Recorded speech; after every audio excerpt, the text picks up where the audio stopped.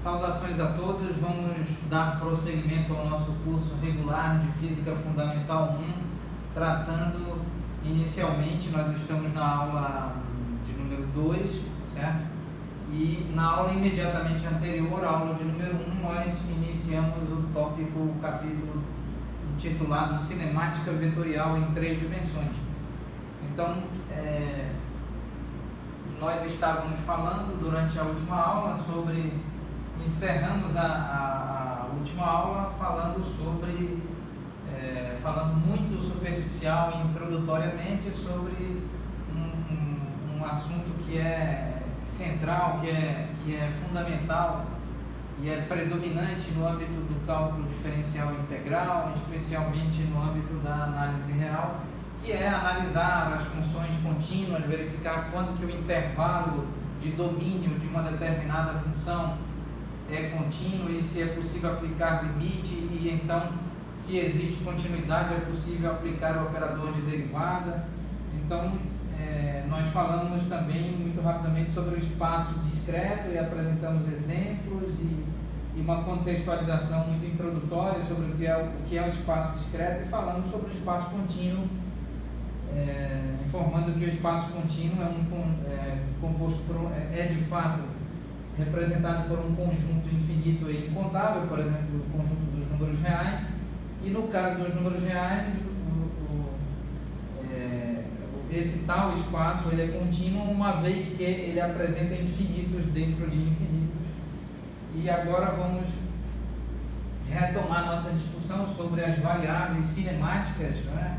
Nós iniciamos a discussão falando sobre posição, vetor posição, a variação do vetor posição ao longo do tempo, e então definimos a velocidade vetorial como a derivada da posição em relação ao tempo, do vetor posição em relação ao tempo, e vamos retomar então a discussão.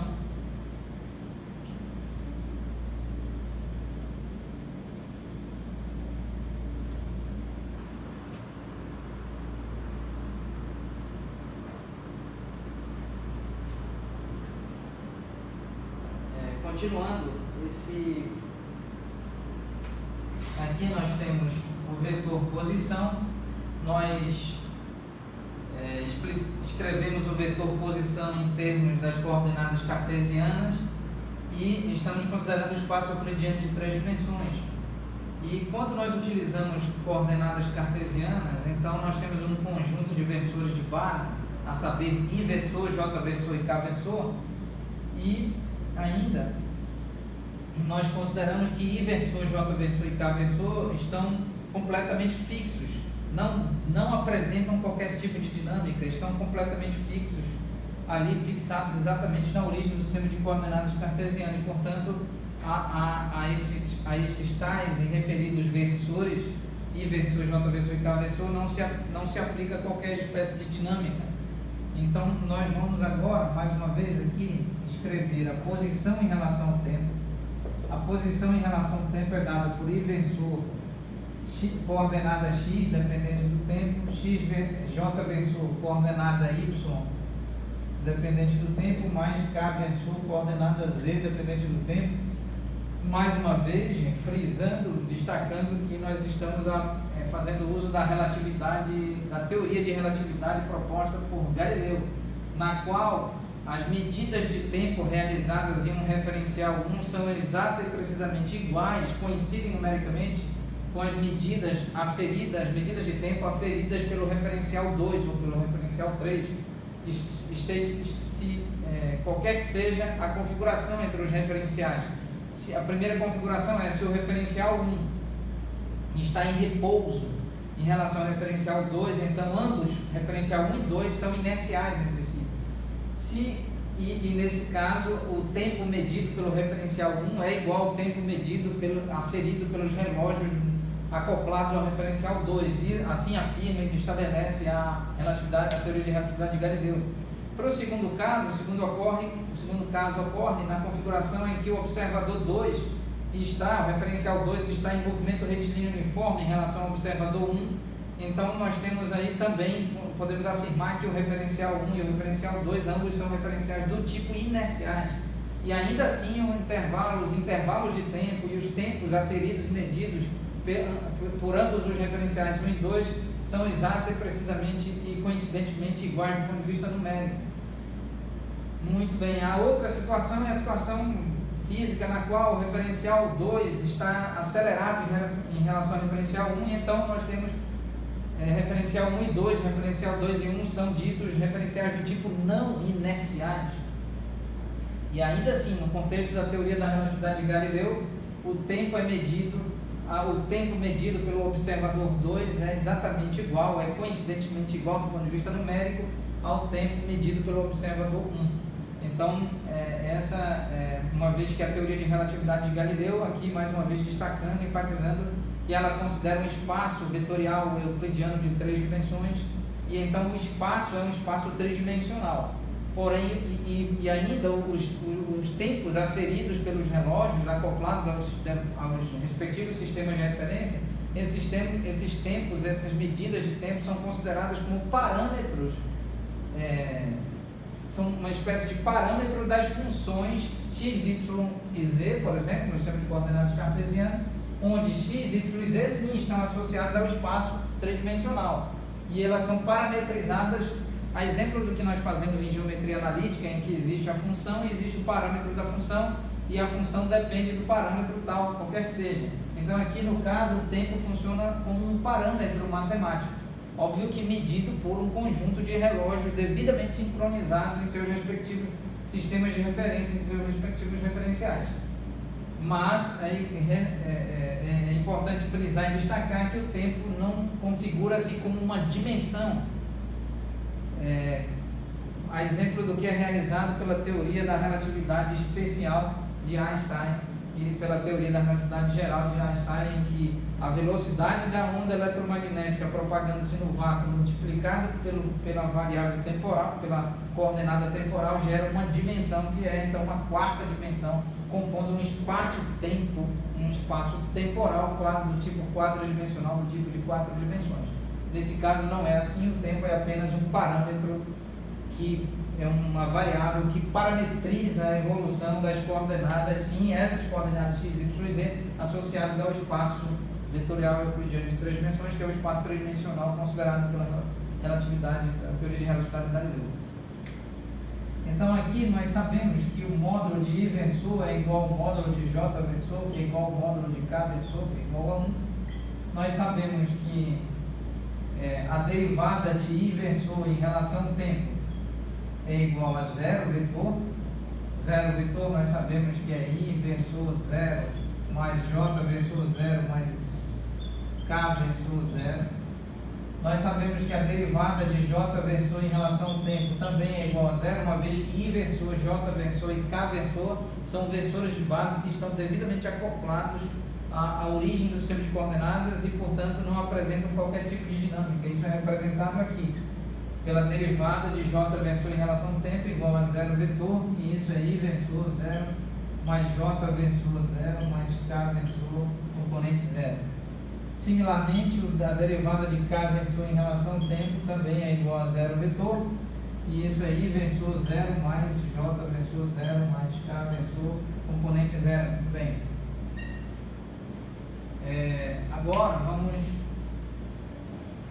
apagar esta faixa do quadro e então calcular a derivada, a velocidade. A velocidade em relação ao tempo é exatamente igual à derivada do vetor posição em relação ao tempo, considerando que a derivada do vetor posição em relação ao tempo é o limite quando o intervalo de tempo tende a zero, considerando que R de t é uma função composta por 3 funções, x de t, y de t e z de t, e as 3 funções são contínuas em um determinado intervalo do tempo.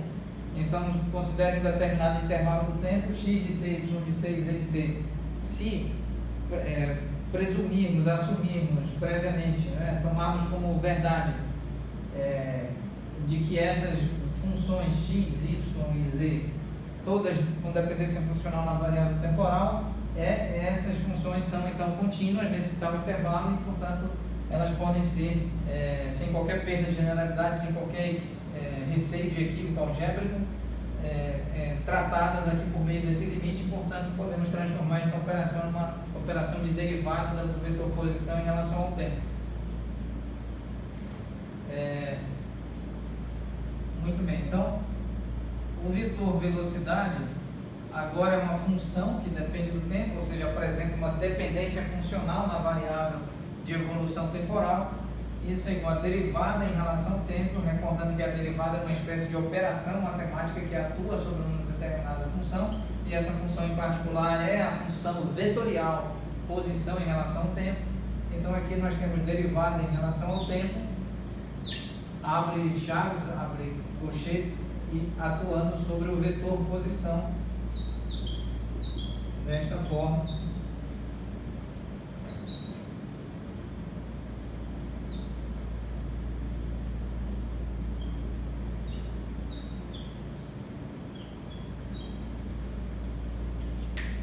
Então, nós temos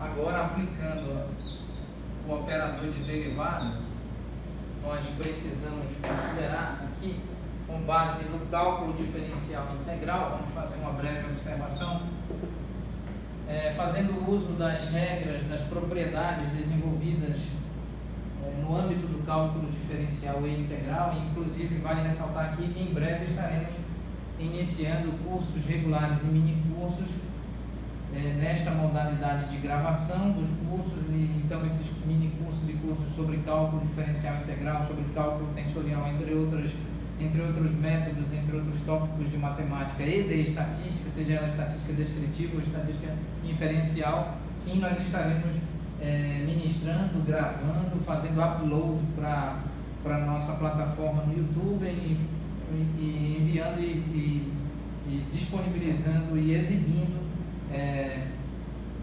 no nosso canal intitulado Professor Damião Meira e FPA Campus de Santarém.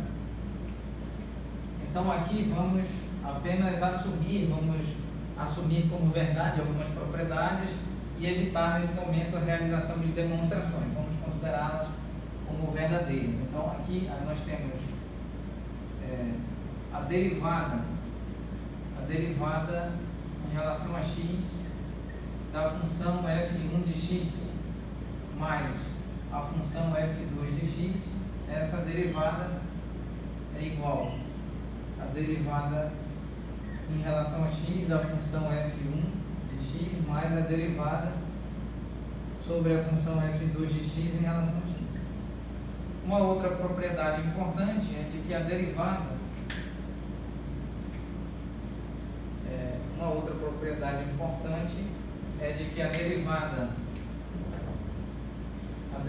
de uma constante numérica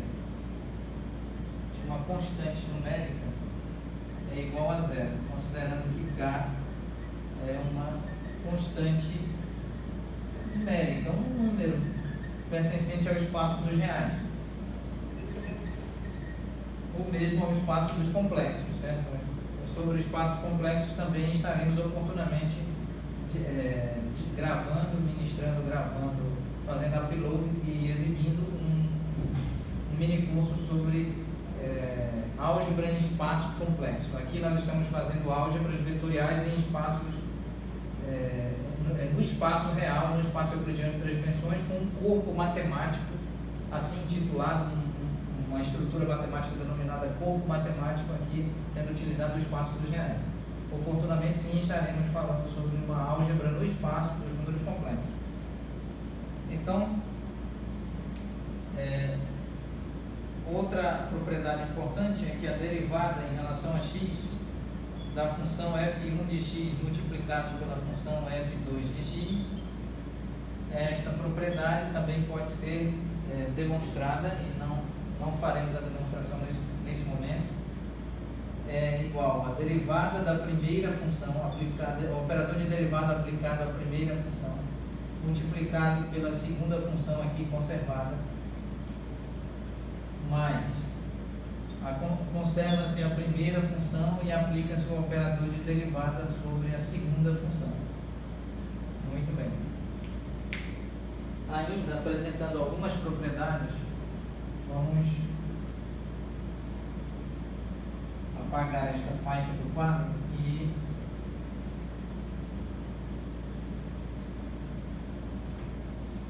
vamos então agora aplicar a derivada em relação a uma constante multiplicada por uma função. Então isso é a derivada da constante em relação à variável x multiplicado pela função f de x mais a função constante, ou seja, a constante numérica, que em matemática de primeiro grau é denominada como função constante, e a operador de derivada aplicando sobre a função f de x. Muito bem. Uma vez que a derivada da constante, de uma constante numérica em relação a x é igual a zero, uma vez que k é uma função constante, e portanto toda função constante, quando sofre uma variação, se impusermos a uma função constante uma variação infinitesimal em seu domínio, qualquer que seja o domínio, então não haverá variação na imagem. Se não há uma variação correspondente na imagem, então a derivada dessa tal função constante em relação à variável do domínio da referida função é igual a zero. De modo que a derivada da constante numérica em relação a x é igual a zero, zero multiplicado por f de x é igual a zero, então nós temos como resultado k multiplicado pela derivada de f de x em relação a x. Alguma outra propriedade nesse momento?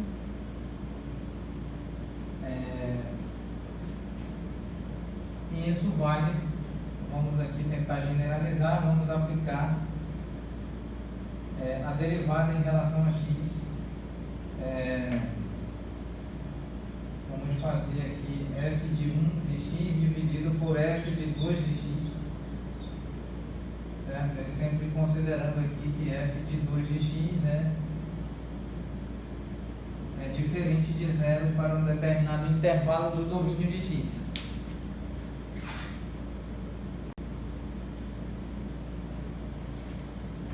Então aqui, pois bem, vamos dar continuidade. Aqui nós temos derivada em relação a x, f1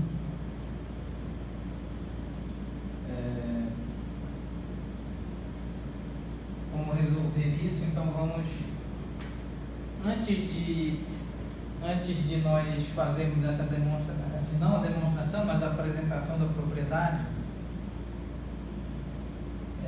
vamos fazer uma outra, antes dessa, uma outra propriedade, antes da apresentação dessa. Peço permissão, então vamos aqui escrever assim, derivada em relação a x da função x elevado a n.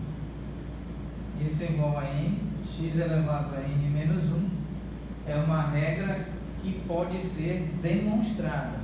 Faremos isso ao longo e durante o nosso curso de cálculo diferencial e integral.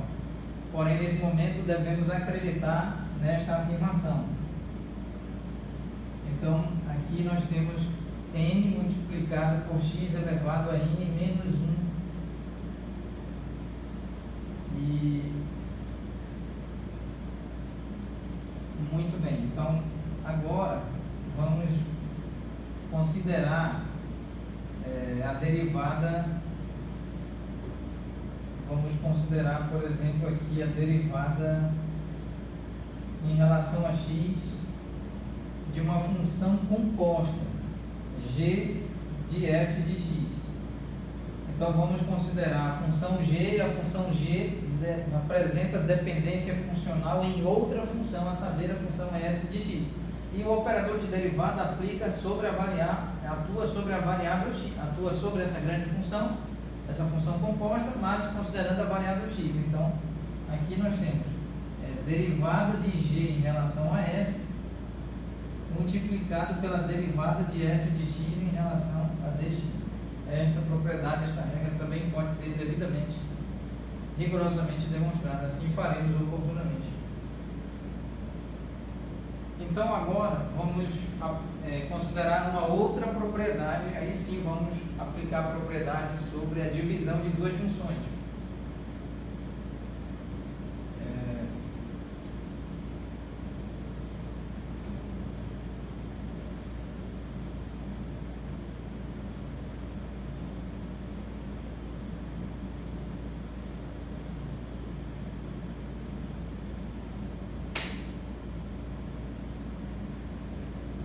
Então nós temos uma outra propriedade, existem diversas propriedades, vamos escolher apenas nesse momento as que serão imediatamente utilizadas. Então vamos aqui considerar a derivada aplicada sobre a divisão de duas funções, a função f1 e a função f2, e considerar que f2 de x é diferente de zero para evitar um zero no denominador. E por que devemos evitar o zero no denominador? Para evitar divergência para o infinito, ou mesmo evitarmos zero dividido por zero, uma vez que zero dividido por zero gera uma equação, uma expressão, cujo conjunto solução é infinitamente degenerado. Então não é útil para as nossas necessidades aqui de análises físicas e matemáticas. Então aqui vamos continuar. Então nós queremos demonstrar esta propriedade. Não vamos demonstrar, mas vamos fazer uma resumida abordagem. Demonstraremos oportunamente em um curso sobre cálculo diferencial e integral. Então aqui nós temos f1 de x multiplicado por f2 de x, e aqui nós temos o expoente menos 1. Então aqui, derivada da primeira função, derivada aplicada sobre a primeira função, e f2 de x com expoente menos 1, mais, conserva a primeira função e aplica o operador de derivada sobre a segunda função. Então derivada em relação a x de f2 de x elevado a expoente menos 1, então igual. Então nós temos f2 de x elevado a expoente menos 1, primeiro termo, multiplicado pela derivada da função f1 de x em relação a x, mais, agora a derivada em relação a x de f2 de x elevado a expoente menos 1 é menos 1, aplicando esta propriedade, f2 de x elevado a menos 1 multiplicado pela derivada de f2 de x em relação a x. Continuando, nós temos f2 de x elevado a expoente menos 1 multiplicado pela derivada de f1 de x em relação a x.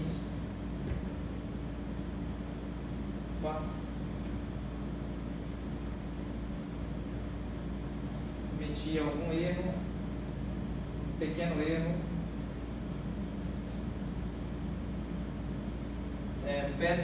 Peço perdão pelo equívoco, cometi um erro, fiz algum termo a mais ou a menos, então vou apagar e tentar corrigir.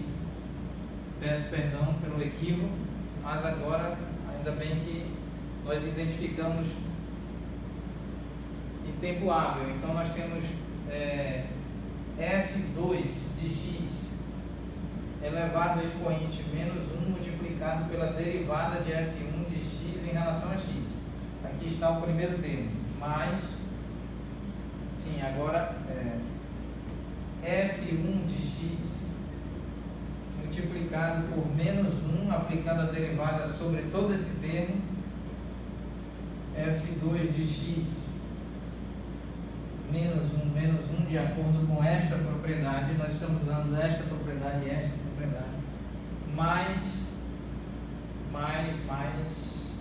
multiplicado pela derivada de f2 de x em relação a x.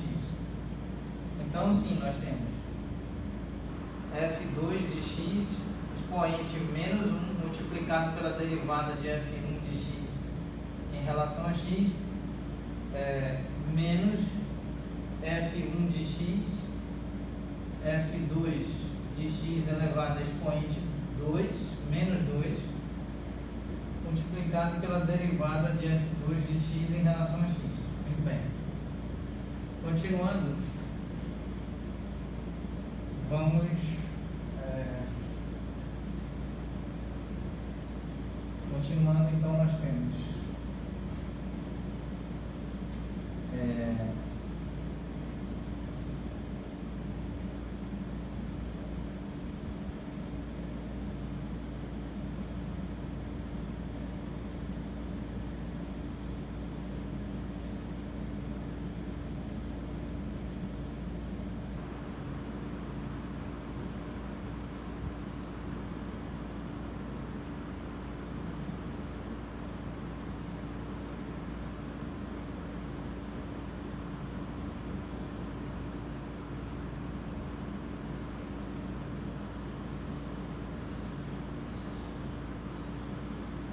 então nós temos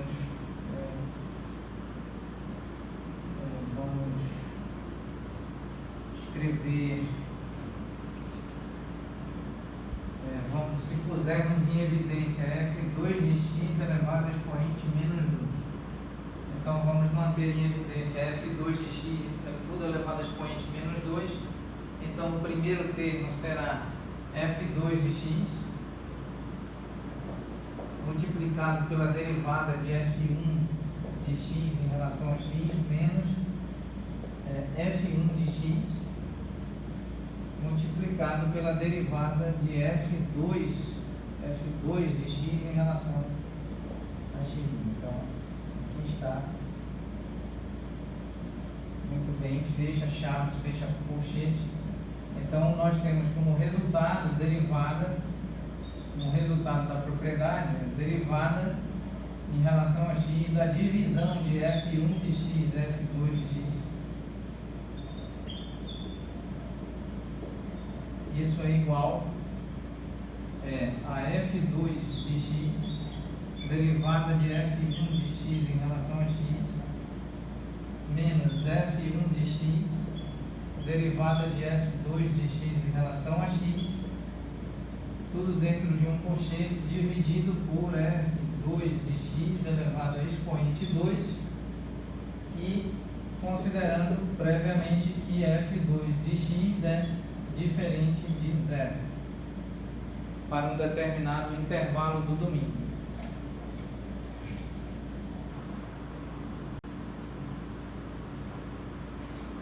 Pois bem, essa é uma outra propriedade. Vamos então retomar a nossa discussão. Caso haja necessidade de apresentar outra propriedade, então nós vamos interromper, por assim dizer, o tratamento sobre física para acessar aqui, fazer um apêndice, abrir uma janela, uma outra página anexa, fazer um anexo, que é o que nós estamos fazendo, um apêndice, um anexo, estamos apensando, por assim dizer, alguma observação, uma importante, relevante, útil, imprescindível, indispensável observação sobre matemática, sobre tópicos de matemática, conceitos de matemática. Muito bem, então nós estávamos calculando a velocidade em relação ao tempo, isso é igual a derivada da posição em relação ao tempo, considerando que essa função é contínua, que suas coordenadas são contínuas em relação ao tempo em um determinado intervalo do tempo. Então nós temos I versor x de t mais j versor y de t mais k versor z de t. Muito bem, então igual a derivada de I versor em relação ao tempo. Nós temos então derivada de I versor em relação ao tempo multiplicado por x de t mais, então estamos aplicando o operador de derivada sobre o primeiro termo. Então temos a multiplicação de duas funções, a saber, a função vetorial I versor e a função escalar x de t, mais I versor derivada de x de t em relação ao tempo, aplicando as propriedades apresentadas durante o último quadro. Então, aqui nós temos o operador de derivada aplicando sobre o segundo termo. Existem duas funções multiplicando, então nós temos derivada de j versor em relação ao tempo y de t mais j versor derivada de y de t em relação ao tempo. mais um operador de derivada em relação ao tempo aplicando sobre o terceiro termo, cujo termo é composto por uma multiplicação de duas funções, uma vetorial e outra escalar. Então nós temos derivada de k versor em relação ao tempo, multiplicado por z de t, mais k versor derivada de z de t em relação ao tempo. Muito bem. Não podemos esquecer que essas funções, que vale uma observação importante, de que d de x de t em relação ao tempo, essa derivada é definida como limite quando ΔT tende a zero, de x de t mais ΔT menos x de t, tudo isso dividido por ΔT.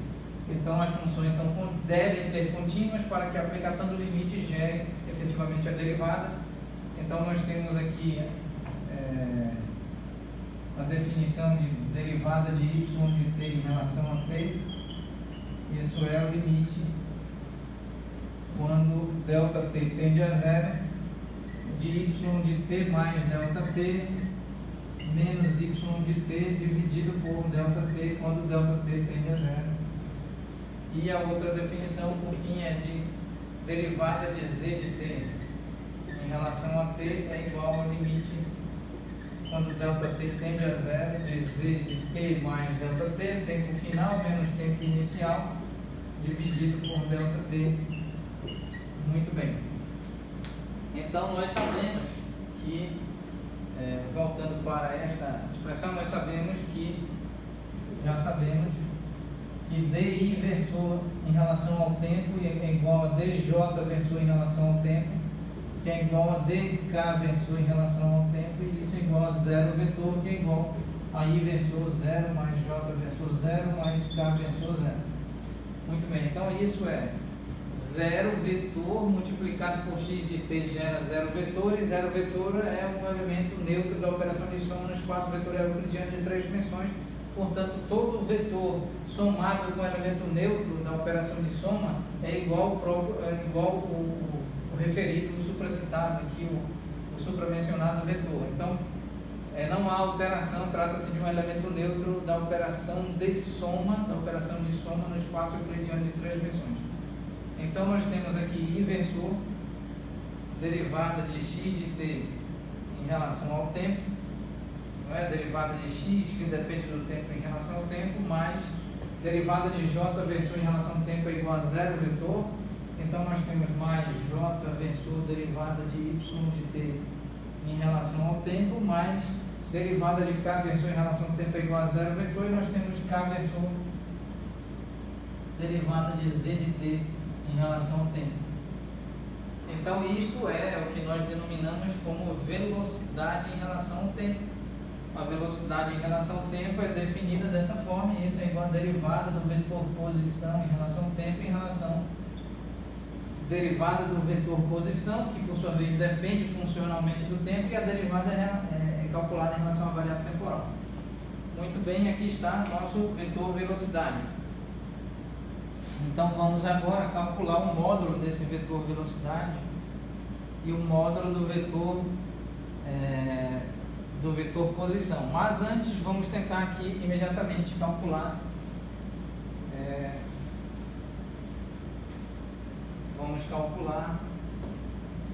agora a grandeza denominada aceleração, também é uma grandeza vetorial. Então vamos denominar aqui, vamos calcular o vetor aceleração. Então nós temos R de t é o vetor posição. Vetor posição. O vetor posição da estrutura material, da estrutura massiva, de uma determinada estrutura massiva com massa m. Então nós temos a vetor velocidade, que é igual a derivada da posição em relação ao tempo. Esse é o vetor velocidade. Velocidade da referida, da supracitada aqui, estrutura massiva. Pontiforme.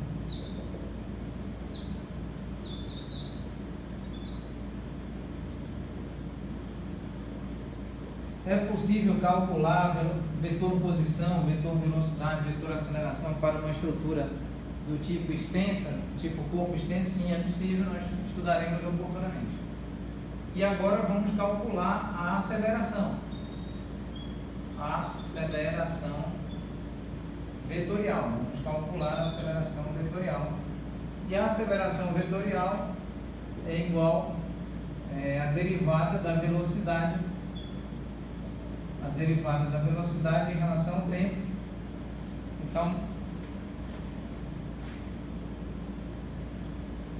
a derivada da velocidade em relação ao tempo, vamos calcular.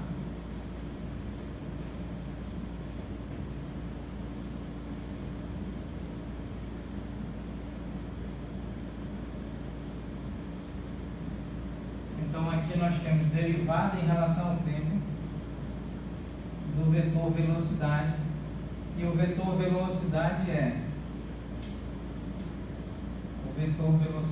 vamos aqui tentar escrever. Nós temos o vetor, mais uma vez, o vetor posição é igual a I versor x de t mais j versor y de t mais k versor z de t.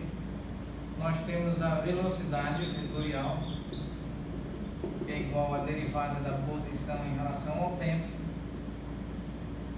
E isso nós calculamos é igual a I versor derivada de x em relação ao tempo, mais j derivada de y em relação ao tempo,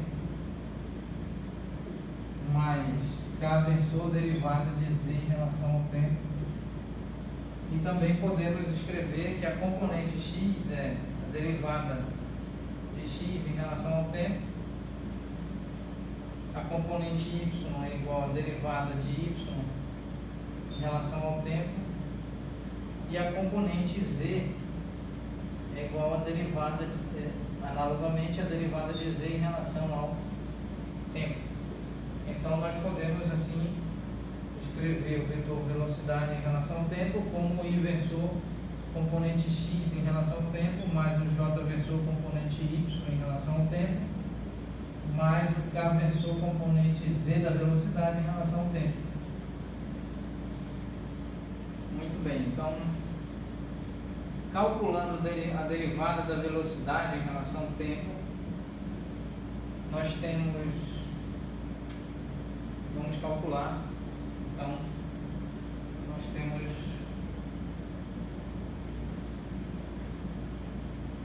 a derivada da velocidade em relação ao tempo, é a aceleração, é definida como aceleração.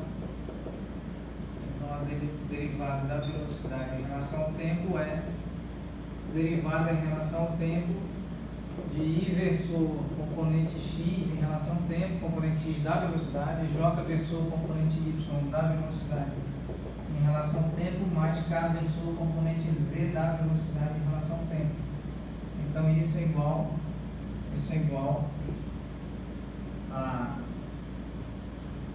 derivada de I versor em relação ao tempo, componente x, mais I versor derivada da componente x da velocidade em relação ao tempo, mais derivada de j versor em relação ao tempo, multiplicado pela componente y da velocidade, mais j versor derivada da componente y da velocidade em relação ao tempo, mais a derivada de k versor em relação ao tempo, componente z da velocidade, mais k versor derivada da componente z em relação ao tempo, derivada em relação ao tempo.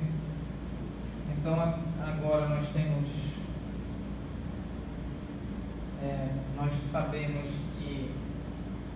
já sabemos que a derivada de I versor em relação ao tempo é igual a derivada de j versor em relação ao tempo, que é igual a derivada de k versor em relação ao tempo. Nós já sabemos que é igual a zero vetor. Então, continuando,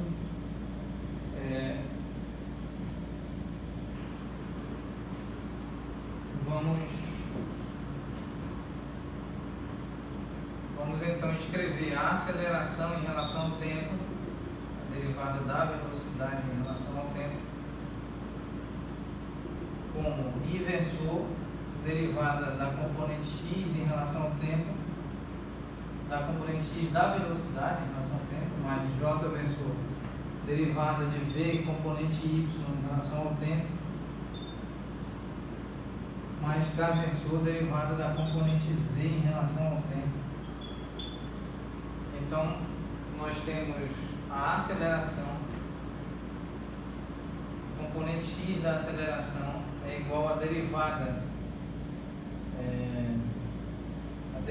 de vx. Vamos antes escrever assim: a aceleração é um vetor.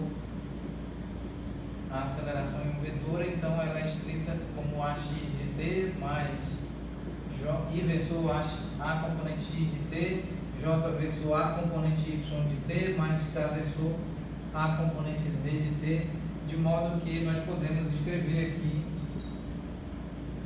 que a componente x da aceleração é igual à derivada da velocidade na direção de x em relação ao tempo.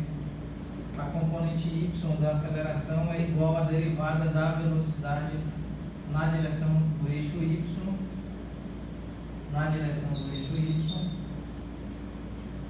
e a componente z da aceleração é igual à derivada na componente z em relação ao eixo z da velocidade, certo? Então, nós temos estes resultados. Muito bem, agora vamos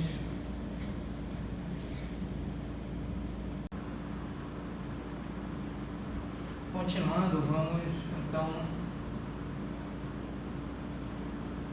reorganizar aqui fazendo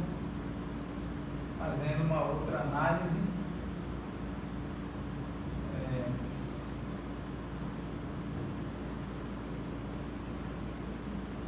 Apagando o que está registrado aqui sobre a superfície do quadro de vidro. Então, vamos assim, a componente x da aceleração é igual à derivada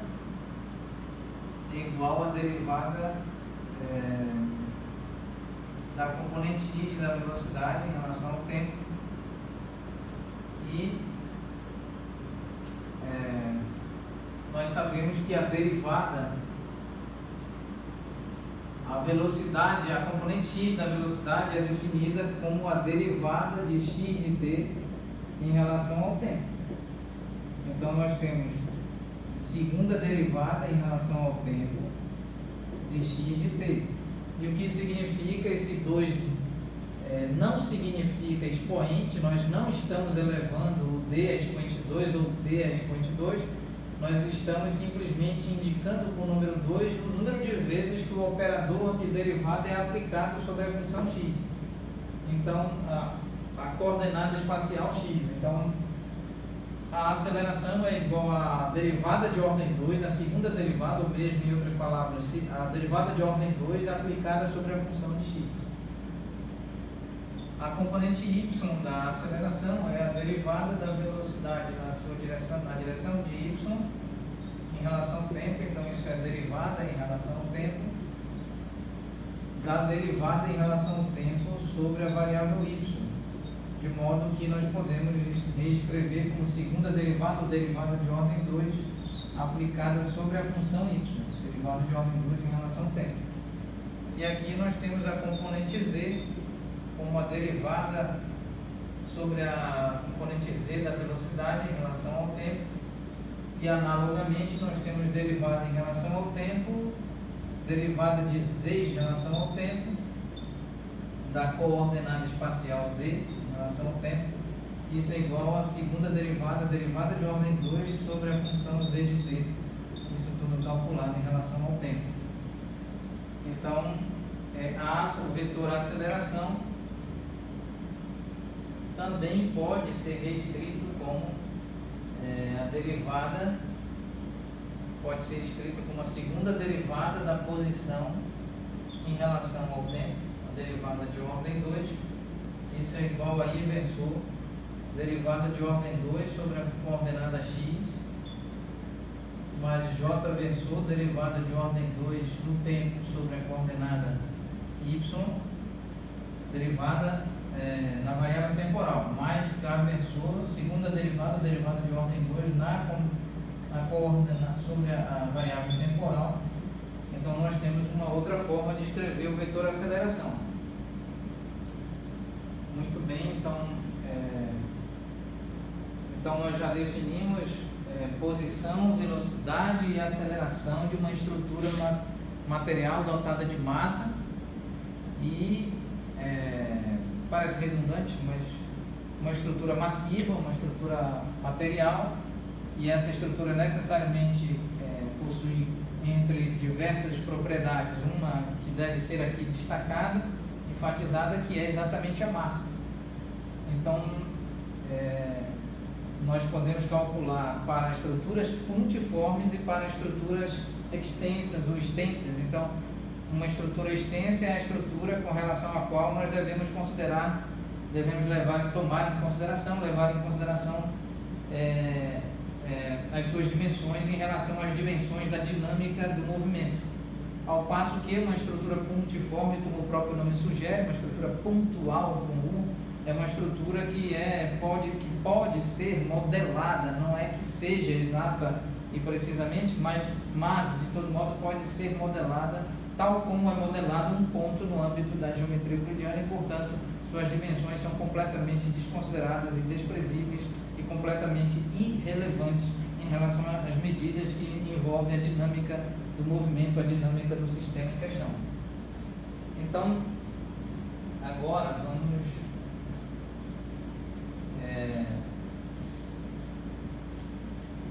vale mais uma observação, de que a derivada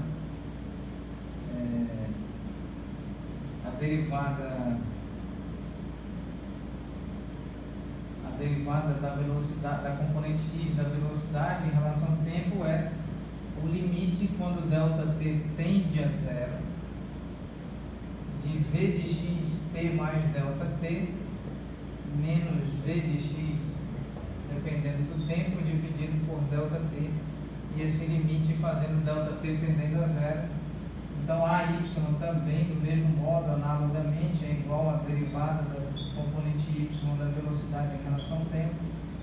Isso é igual ao limite quando ΔT tende a zero da componente y no instante final, menos a componente y no instante inicial. Então, t mais ΔT menos t mais ΔT, vy de t mais ΔT menos vy de t dividido por ΔT. E a componente z igual a derivada da velocidade na componente z com relação ao eixo z em relação ao tempo. Isso é o limite quando ΔT tende a zero, ΔT intervalo de tempo, de v componente z da velocidade em t mais ΔT menos componente z da velocidade no instante t dividido por ΔT. Então, vamos encerrar nossa aula neste tópico, neste ponto, neste assunto, com relação a essa expressão, e retomaremos na próxima aula, na aula de número 3, caso eu não esteja equivocado. Estaremos então organizando, ministrando, fazendo upload, disponibilizando e exibindo na nossa página do YouTube, na plataforma YouTube canal denominado Professor Damião Beira e FPA Campus Santarém. E mais uma vez reitero, ressalto, destaco, enfatizo que este curso de Física Fundamental 1 é oferecido, é promovido pelo departamento, pela diretoria de ensino do Instituto Federal do Pará, Campus de Santarém, e é de fato um curso regular e em concomitância, em cooperação com o departamento de extensão e departamento de pesquisa aqui do campus. Nós estamos também organizando os mini-cursos, os considerados mini-cursos, e esses tanto os mini-cursos quanto os cursos regulares, ambos estão sendo disponibilizados e exibidos na plataforma do YouTube, canal Professor Damião Beira e FPA Campus de Santarém. Eu agradeço a atenção de todos, muito grato, muito obrigado a todos.